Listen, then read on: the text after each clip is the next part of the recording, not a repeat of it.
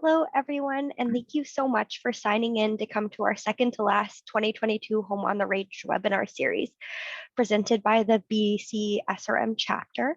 I just want to take a second to say thank you to Kamloops Large Animal Veterinary Clinic for sponsoring this year's round of webinars. We're super thankful to them, so thanks to the Kamloops Large Animal Clinic. My name is Ashley Todd. I'm a range agrologist with the Ministry of Forests based in Williams Lake, British Columbia, and I'll be your host for today. We're going to have a 15 to 20 minute presentation with a 10 to 20 minute question period after. Just a reminder, if you're not familiar with Zoom, there is a mute button down at the bottom. Make sure your microphone is muted, please. And you can use the chat to ask questions. So if you have any questions pop up during the presentation, please feel free to type them into the chat. And at the end during the question period, I will go through them and read them for our presenter so that he has a chance to answer them. During the question period, you can also use the button down at the bottom of the Zoom application to raise your hand and turn your microphone or webcam on and ask the questions yourself. Should you wish, just wait for me to call on you so we don't get a bunch of people talking all at the same time. This week's presentation is by Dr. Carlos Ochoa on the hydrology of Western juniper in Central Oregon, USA. Carlos Ochoa is an associate professor in the Department of Animal and Rangeland Sciences at Oregon State University. He received his PhD in range science with an emphasis on hydrology and his master's of science in agricultural economics with an emphasis on range economics, both from New Mexico State University. He obtained his bachelor's of science in animal and range sciences from the Autonomous University of Chihuahua in Mexico. His research and teaching interests include rangeland hydrology, ecohydrology, surface water and groundwater interactions, and watershed and riparian systems management. Thank you so much for being here today, Dr. Ochoa, and I invite you to start sharing your screen whenever you're ready. Thank you. Thank you, Ashley. Thank you all for attending today. Great series of seminars here. So I'm going to start sharing my PowerPoint. So hopefully you all can see that. So is that showing okay? All right. So thank you. Well, first of all, I want to acknowledge author Tim DeBoot and a big collaborator in this. He was the original or one of the original instigators of this, along with Mike Fisher and John Bauhaus, and of course Dr. Hadfield, almost 30 years ago for this research, and we've been continuing that for the last almost 10 years. Some of the funding acknowledgement, mostly the Oregon Beef Council and the Oregon Watershed Enhancement Board, and some other sources. But many of the students that have collaborated with us and other faculty over the years, and you will see some cited papers here and there. So with that said, I'm just going to go quick to these things here. Juniper in general is a big extent throughout North America, starting from central Mexico all the way up to where you guys are in British Columbia. Different species of juniper are populating pretty much the whole northern part of the hemisphere here. For us, Juniperus occidentalis is Western juniper. That is the dominant and species, and probably the only species kind of showing up in Oregon, or at least in Central Oregon. And it has it occupies a lot of the land there.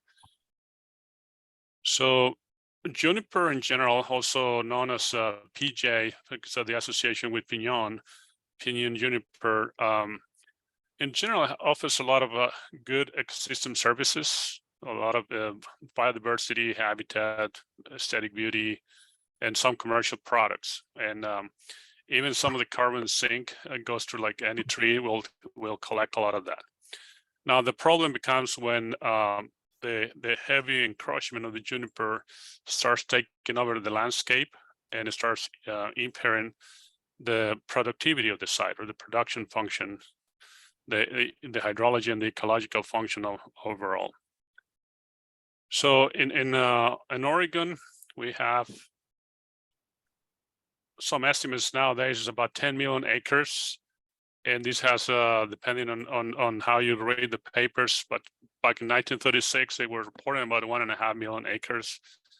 By 2007, the report is 6 to 6.5 million acres. And depending if it's mature trees or smaller trees also, it goes from 8 to 9 million acres, depending on these papers. The bottom line of this is like it has grown exponentially in a few number of decades here. So the study that we are, let me try and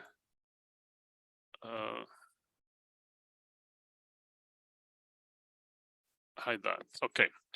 So the study we're discussing here is it takes place in Oregon, in Crook County, Central Oregon. You can see the map there down at the bottom. And it's an average annual precipitation about 13 inches. And the elevation at the study sites goes from about 4,500 feet down at the bottom of the valleys to about 5,000 feet at the top of the ratio of those watersheds. So the overall study site, you include all those the two watersheds in the right area there. We're talking about 1,000 acres total. That's what we're looking at here. Dominant overstory vegetation, obviously, is Western Juniper. And once it gets removed, then sagebrush becomes the dominant overstory. And some of the grasses of interest are Idaho fescue and blue bunch wheatgrass, and some others, but those are the two main ones here.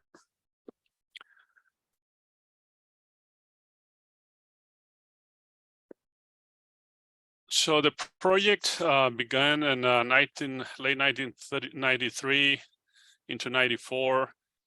And by 2005, they had cut about 90% of the juniper in one of the watersheds. And you see these photos courtesy of Tim, the before and after the treatment. So it was a dramatic change in landscape, and it's still pretty much the same. Of course, a lot of the juveniles are coming back or are repopulating the area. But when they cut this thing, they left about 10%. Anything kind of was about over 140 years old, or wildlife host trees were left uncut at the time.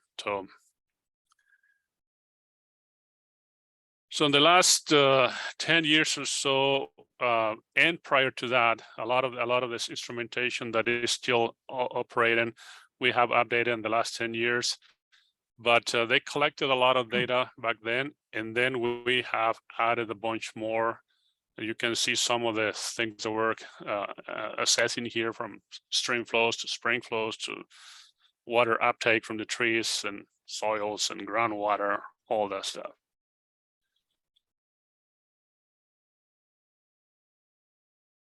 So I'm just going to jump quick into the results, because you never know if we're going to have enough time for these things.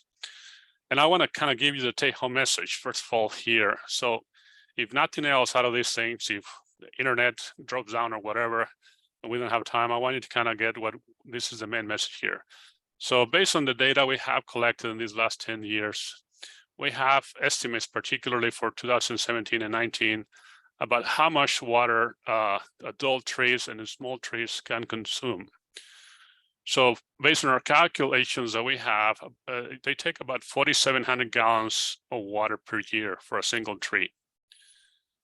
For saplings, they are about 71 gallons per year.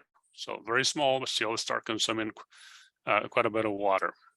And I'll go into some of the calculations, how we got to these things, some of the measurements. So based on that, with a conservative estimate of about 20 juniper adult trees per acre, then we were talking about 74,000 gallons of per acre per year used for the mature trees. So if you start adding the number of saplings, very small trees, then you'd need to add another 18,000 gallons per acre per year for that, which is normally doesn't come in most calculations, but since we have the data, then we can add. And there's a bunch of other intermediate trees there. But we don't have data for it, but also need to account for it. We want to have a good estimate of how many water savings you can have. Now, on the hydrology side and the ecology side, some of the things that we think are going to happen if you were to do, or has already happening at the larger scale, I think most of the things that we will see is a spring flow augmentation. The subsurface flow, that is the main recipient of the benefits of removing the trees that are uptaking the water. We will also see a groundwater recharge. This is the movement of the water by gravity used down to the lower sides. So meadows, riparian areas in general, they will receive most of the water from the trees that you cut in the upstream sides. Of course, we have seen also the vegetation, and this has been reported for many other folks. The understory vegetation, you usually have greater production, greater grasses, greater shrubs. And this one, the higher stream flow rates, you may or may not have that depending on the soil, depending on the geology. So this is a classical misconception that people tend to think is when you remove the trees, you will see more water in the streams. That may or may not happen, but we'll put it as potentially yes. And as I said here in the last point, it all depends on what precipitation you have, what geology, what soils, all those things are going to affect how the water moves and distributes throughout the landscape. So again, this is the take-home message here. Now, some of the data for these things from some of the studies we've been doing, the treated watershed, what we refer as maize watershed, obviously you see here the data that shows more perennial grasses, obviously less trees, more sage brush in general, and more shrubs in general, more annual grasses. Forbs were about the same when we did this study here, but overall you have greater vegetation cover in the area where the juniper was removed. So this is the point of concern for us, the number of trees that are repopulating the watershed. As you see here in the data, the canopy cover overall for the untreated watershed is about 30%, 31%, which is phase 3, which is pretty much heavily encroached landscape. So we have seen that about 260 saplings per acre are coming back in the treated watershed. So that's a point of concern, because we're evaluating at what time we're going to have to retreat or not let these trees kind of grow back to the same old. But even more concerning for me is the number of saplings that are also in the untreated watershed. So on top of the trees that already exist, 30% canopy cover, we're adding 255 saplings per acre, almost the same amount that you see in the treated area. So that tells us that when you remove juniper, it starts coming back at the same rate that is kind of keep encroaching in the non-treated sites. So that gives us an indication on how fast and how rapid this vegetation is taking over the landscape, whether you cut it or not. It just coming back pretty fast, or coming pretty fast, not coming back. Anyway, so we also did some studies to kind of check on interception, and our results showed that some other studies have also conducted similar studies, and overall we got to the same conclusion that about 40% of the total rainfall gets intercepted by the trees. Some of that is lost to evapotranspiration, or to evaporation directly. Some of that makes it into the soil, but 40% has the chances of being lost water to direct evaporation. And also we noticed that there are less moisture overall under the canopy of the trees when you compare to the intercanopy locations, right? So just because of the interception effect itself. Now, when we evaluated how much water the trees consume, these are some of the trees that we measure here. You can see that they're pretty tall trees, about 50 feet tall. one very interesting thing here that we were not accounting for initially, we luckily ran into a pretty wet year and then a very dry year, consecutively here. So when there was plenty of water, Juniper on average consumed 23 gallons per day for the time of measurement from spring up until late fall. That's the average, 23 gallons per day. However, during the summer, it consumed up to 40 gallons per day. So very substantial amount during the summer. Yet when there was no water and the following year, then the Juniper just adapted to it. Say like, okay, there's not enough water. I'm just going to take as much as I can. And you can see that it kind of almost cut in half, which corresponds to the difference in precipitation from one year to the next. Almost half of the precipitation, almost half of the water consumption. Yet they are very, very adaptable trees, or very adapted to the conditions. So that's why it makes them pretty unique. When we look at the small trees, the saplings, the ones you see here, they also follow the same pattern exactly than the old trees in terms of water use when there's plenty of water in the system and when there's not so much water in the system. Obviously, the amounts there were much less than the big old trees, right? But still follow the same pattern, which is also very, very interesting to watch in this species. When we look at the relationship between precipitation and moisture and the groundwater, very, very interesting dynamics here. Like in the summer precipitation, it helps recharging the soil profile. You can see the graphs in the middle are soil moisture at different depths from 8 inches to 32 inches. It recharges the soil profile with the summer rains, but it never makes it into the shallow aquifer, which is about 20 feet or so. When we start having more rain during the fall and winter, which is a classical rainy season around here, then you see that the soils get heavily saturated and then it start dripping or seeping into the groundwater. And that's when we have the recharge of the aquifer happening and continuing pretty much through the winter and late spring. By June, it starts declining. By July, it's kind of coming back to baseline conditions. So another important thing that we saw here is that the soil moisture, depending on what time of the year you're looking at it, if you're looking at the top soil moisture, it really changes if you are under the shade of the trees or not under the shade of the trees. So we observed that there's more moisture in the untreated watershed early in the spring because of the shade effect, right? It's not the snow or any moisture is not being evaporated so directly.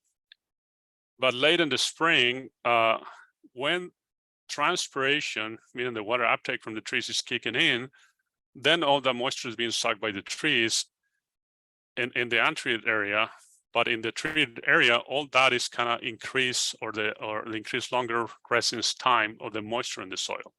So that's where you see the actual benefits of removing the trees, where you have an increase in the time and amount of water that stays on the ground for longer periods of time.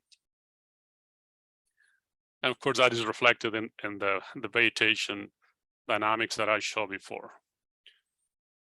So the main drivers from the hydrology point of view, one of the main aspects is when you have more snow, typically that ends up or results in more groundwater recharge in all treated or untreated or riparian valleys.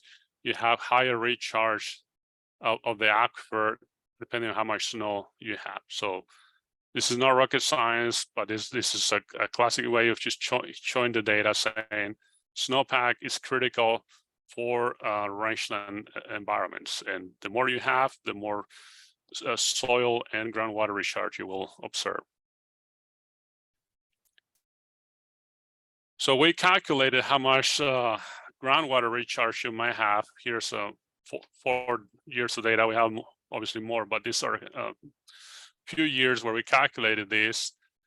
And you can see that overall the treated watershed had slightly more for these years, and other years later on kind of switches back and forth with the untreated, but you're talking between 3.5 to about 5, close to 5 acre feet per year. For those of you that are interested in how much recharge of the water is and for the ground, this is a pretty interesting number. So it's pretty significant for a dry environment. The riparian valley didn't observe as much because you didn't have that much fluctuation, but yet it received quite a bit of water as well. So the untreated watershed was all over the place. Sometimes, some years, when it's a drier year, most of the water is consumed by the trees, so less water makes it, which is the case of 2014 here. So less water makes it into the groundwater. When there's plenty of water, like in 2016 and 2017, doesn't really matter because the trees have plenty of water to consume, so they kind of let a lot of that pass into the groundwater system. So one of the things that we are keeping an eye on is on the spring flow, because this is a critical expression, the groundwater recharge from the removal of the trees. And we have seen that in the untreated side, pretty much have the flow has been steady prior to the cuts in 2004 up until now, pretty much the same level. Whereas the amount of spring flow in the treated site, it has kind of grown about 200% since they remove, or before they remove the trees up until now. So for us, this is a critical. We're looking at when the plateau is going to be for the recharge of the subsurface flow. So at that time, probably is when we need to accelerate the treatment of the watershed. Carlos, just jumping in, you have about 1 minute left. Yes, and I'm going to use that one right now. Perfect. So the last thing I want to mention here is the stream flow. It is higher has always been higher on the treated watershed since this was the trees were removed, and you can see the data here. And here's the last one here that I want to mention is the study we have been conducting is at this 1,000 acres, but we're also looking at the entire kind of 300 square miles region to see, because a lot of cutting is happening in the areas too, also to see how that can be integrated into a better understanding of water resource management in general, and understanding the geology and all that thing is very important. And I'll stop right there and be happy to take any questions you all may have. Perfect. Thank you so much, Carlos. And so we invite you to raise your hand and unmute your microphone if you'd like to ask a question, or you can type it into the meeting chat if you'd prefer. Hi, Carlos. I have a question. I'm curious, does the proximity of trees to a spring or a seep have an effect on that spring specifically, or were you seeing that just you kind of had to treat the greater area to be able to see any effect on a spring or a seep? So I guess my question is, how small scale can you see those effects on that spring or seep, or does it need to be a larger landscape change? It was a very good question. I think it really depends on how connected the spring system is to the trees nearby. Obviously, the smaller the catchment, the less response you're going to have, right? You only have, a couple of acres of catchment, you're going to have less spring, but definitely it's going to have an impact just from the removal of the trees that are taking some of the water out. But the most important thing here is probably going to see the effects downstream of where you do your cuts. That's why looking at like this connectivity with the uplands on the riparian areas. Gotcha. Okay, thanks. Thank you. We have a question from Mike Dettles. It says, is there much resistance to juniper removal, and are the private landowners doing it?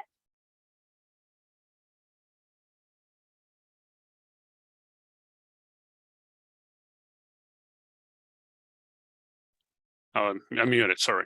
Oh, Yes, I don't know about much resistance. It really depends on who you call resistance, but particularly this year now with the drought conditions around here, I think people is more open to that conversation.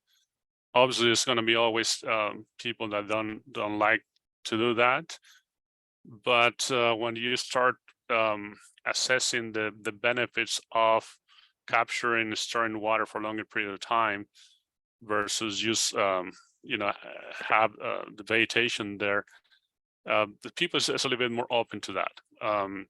Private landowners for sure are doing a lot of these things, but some of the agencies, BLM and RCS and everybody is kind of engaged into this thing. So I think it's going pretty a pretty decent rate, I think. are the private landowners doing the removal themselves? Some of them they do it, but usually with cost sharing with like the NRCS or sometimes if it's a public land, BLM will do the treatments. But when it's private land, it's a cost share agreement with some of the agencies. It's pretty expensive to do it on their own, so yeah, you usually need some help for that. Rob Dinwiddie asks, how does fire play into the juniper population? That's an excellent question that I always been debating. There's this, I assume, very well established belief that that the restriction on fire has increased the population of juniper, the spread of juniper. I think, yes, I agree that that's a very important factor. I'm not sure that would be the only one. You know, there are many others like the land fragmentation, the changes in precipitation dynamics, climate change, however you want to call it. All those things are playing a big role in the spreading or the expansion of this type of juniper. So these species of juniper in particular, so I'm also familiar with the ones in the Southwest. This species of juniper in particular is very aggressive about taking out on the landscape. So yes, fire might have played an important role. Again, I'm not sure that is the most important factor. It has to be a combination of factors, in my opinion. Rob Dinwiddie asks, how does juniper compare to other species of conifer, for example, pine? Well, just with some of the conifers, yeah, there are some. For example, for some of the people that is into forestry, they don't like certain species, right? Because they taken over the landscape, and they tend to be indicators of drier landscapes, like ponderosa pine for those of us in the rangeland. That's like a great species to have. Or some of the more kind of humid forest type of people, they don't like to see ponderosas because that means there is a drier environment that is coming up. And some species of juniper, like white pine and others, are also migrating north. So probably this is more to try and answer the question there. So there are some species of conifers that are behaving similarly to juniper in terms of migrating to the north. Juniper, I didn't say this thing, but there are indications that 2,000 years ago, juniper was most established in California, and it has migrated north since then. So wait for it there in BC in 2,000 years. Eleanor Bassett asks, are there other land management techniques to be used in combination with the juniper treatment to slow it, sink it, to increase water retention on the landscape? Yes, and definitely, good grazing management. That'll be the most important one for us, again, in the rangeland domain. A good combination of qualitative and mechanical measures to kind of retain the water for longer periods of time in the landscape. Vegetation measures, I mentioned the grazing, but there are some are like reseeding, and those might be the most important ones to kind of help with the infiltration and retention of the water. But when things are degraded beyond that, then you need to use some mechanicals like contour furrows, contour lines for that sort of thing. So yeah, it has to be a combination. I don't think on its own, just cutting the trees is good enough.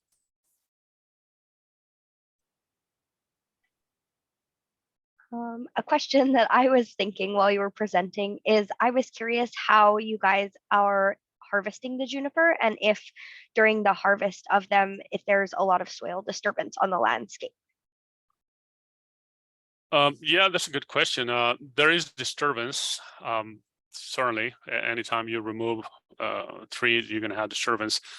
I don't think it's dramatically bad, but it's just the nature of any kind of logging. And in terms of, so what was the question again? Sorry. Just how you are harvesting them. Like, are you using traditional forestry harvesting techniques that you would use on other conifer species, or are you guys doing anything different with your project? Yeah, in this case, I wasn't there when they did the cutting, but my understanding is they pretty much did a lop and scatter. So basically, they cut the trees, they cleared the branches and the debris, and they spread out the branches and debris out of the landscape and pull the balls out of the landscape. So that's the way they do it when they want to do some harvesting. Most of the times, all they do is kind of fell the trees down, let them dry for about a year, and they go and do pile burning. That's a pretty common thing here, and it's good for many reasons to do that. Particularly, you want to prevent from some of the invasive species to kind of take over the landscapes. You want to do pile and burning. But if you don't have that problem or that potential for a problem in the area, then the lop and scatter might be a method to help scattering some of the debris there and kind of create some microclimate conditions. Thank you. Rob Dinwiddie asks, is there treatment for the early germinants of the juniper? Say again? Is there treatment for the early germinants of the juniper? Well, I think I saw kind of John and Lynn Breeze here, and they have the best treatment for this thing. Just carry some loppers in the back of your truck and go and cut them as soon as you see them out there.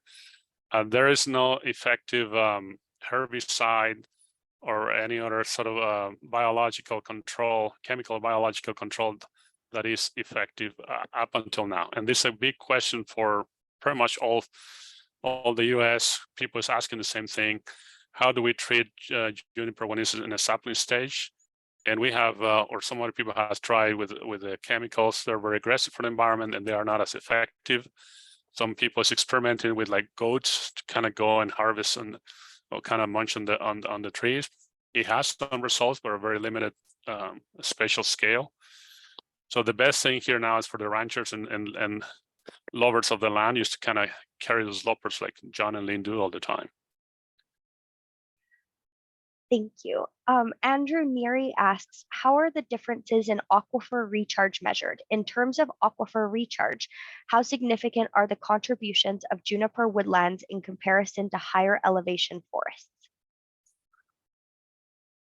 The difference in aquifer recharge measured. I'm not sure what to make out of that. I'm not sure I understand that part of the question. But in terms of how significant are compared to the goodlands, other goodlands or forest out in the higher elevations, yeah, definitely. I mean, here we're talking about a 13 inches precipitation zone, right? So the chances of recharge are much smaller just because there's less water out in the landscape. However, whatever you harvest out of a 13 inches precipitation zone is a huge, and it's probably even more important for that particular landscape than what you might get out of a traditional forested landscape. In terms of amounts, you're going to have obviously more from the higher elevation forest because you have more precipitation. but in terms of the impact to the ecosystem, probably more critical in these semi-arid and arid ecosystems. Andrew just followed it up saying he meant the difference in aquifer recharge between the two watersheds. So how you were measuring the aquifer recharge levels and then comparing them. Oh, okay. Yeah, thanks for the clarification. Yeah, basically we use a technique that is called, well, we use a couple of techniques. One is a traditional water balance method, where the deep percolation, which is a sink term out of this thing, then is equated to the recharge of the aquifer, given that we have a very shallow aquifer system. So with the assumption there is that you have a vertical downward infiltration percolating into the aquifer. There's a lot of debate on to how effective that assumption is. The other method that we're using here, and is the one I reported on, is called the water table fluctuation method. So we have groundwater monitoring wells there, and they measured the changes in water. We measured it hourly. And based on those and the changes in water table, we use the properties of the subsoil or the aquifer there, a particular metric was called specific yield, and along with the water table fluctuations, then we determine the potential recharge of the aquifer, or the actual recharge of the aquifer. So those are the two methods that we use, and we have wells in both watersheds and also in the riparian valley. So it's the same method we compare across, and then we compare also against the other method that I mentioned, the water balance, and also we compare results. Thank you. And we're going to wrap up here in a sec. So I have one final question. We have a question from Eleanor Bassett, and she asks, how long do juniper seeds remain viable in the soil? That's an excellent question, and I don't think I have an answer for that. There is some great information from Rick Miller and others that had kind of focused more on the biology and ecology of the juniper. And I can get the answer for you, but I don't have it off the top of my head. Sorry about that. That's okay. Thank you so much. So I just want to say thank you so much for your excellent presentation, Carlos. I learned a lot, and this is a really interesting and applicable topic with the way the climate change and everything like that seems to be going here in British Columbia. Next week, we will have Nick Hamilton, who is a range ecologist with the BC Ministry of Forests, and he will be presenting on the province of British Columbia's range ecologists working for ecological and social landscapes in a time of rapid change. Thank you so much to everyone for coming, and we look forward to seeing you all again next week.